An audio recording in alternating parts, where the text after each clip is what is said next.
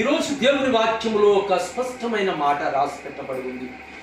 1 యోహాను 3వ అధ్యాయము 9వ వచనములో దేవుని మాట ఇలాగ సెలవిస్తా ఉంది. దేవుని మూలముగా పుట్టిన ప్రతి వానిలో ఆయన బీజముండును, బీజము నిలుచును గనుక వాడు పాపము చేయడు. వాడు దేవుని మూలముగా పుట్టిన వాడు గనుక పాపము చేయజాలడు. ఎందుకనంటే చూడండి, దేవుని మూలముగా ఎవడైతే పుడతాడో వాడు పాపం చేయడానికి సాహసం చేయడు. ఎందుకంటే ఒకవేళ పాపం అనే దానిలో పొరపాటున జారిపడ్డా వాడు చీకొట్టుకుంటాడు, అందులోకి వెళ్ళి బయటికి వస్తాడు. కానీ అదే మరి పాపములో ఉన్నవాడు, లోకంలో ఉన్నవాడు పాపము చేసేటప్పుడు ఆహాని ఆనందపడతా ఉంటాడు. నా ప్రియమైనటువంటి దేవుని బిడ్డలారా, దీనికి ఒక మంచి ఉదాహరణ ఇస్తున్నారు. ఒక పంది ఉంది, ఒక పిల్లి ఉంది. ఇవి రెండు జారిపోయి ఒక బురదలో పడ్డాయి.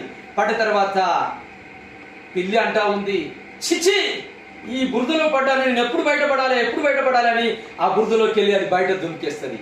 అదే పంది ఏం చేస్తూ ఉంటుంది, ఆహా ఎంత మధురంగా ఉన్నది ఈ వాసన, ఆహా ఎంత ముద్దుగా ఉన్నది ఇది అని చెప్పేసి అది అందులోనే ఉంటుంది. పాపముల పడేవాని యొక్క జీవితం అంతే. పాపముల పడుతున్నవాడు వాడు మళ్ళీ పడుతూ ఉంటాడు, దాన్ని ఆనందంతో ఎంజాయ్ చేస్తూ ఉంటాడు. పాపములో పడని వాడెవడంటే పరిశుద్ధుని అనుసరించేవాడు, పరిశుద్ధుని ఫాలో అయ్యేవాడు, యేసు ప్రభును నమ్ముకున్న బిడ్డ, దేవుని మూలముగా పుట్టిన బిడ్డ పాపము చేయడు, చేయజాలడు అని ప్రభు పేరట మీకు తెలియజేస్తున్నాను.